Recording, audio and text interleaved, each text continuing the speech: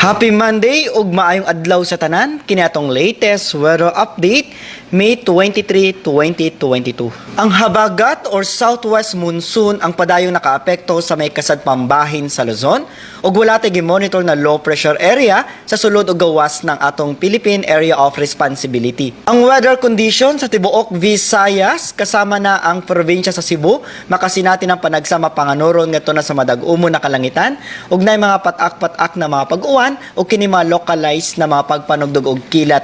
Also, we have to take precautionary measures sa mga hazards na dala ng thunderstorm. Una na ang lightning o thunder, kusog na hangin, kusog na mga pag-ulan na posible ang mga flash floods or landslides.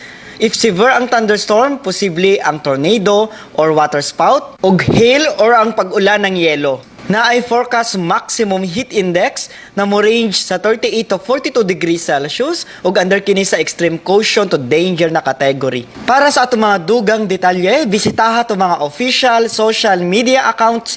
Kini si Jomar Eclarino gikan diri sa DOST Pag-asa Mactan. Maayong adlaw ug keep safe everyone.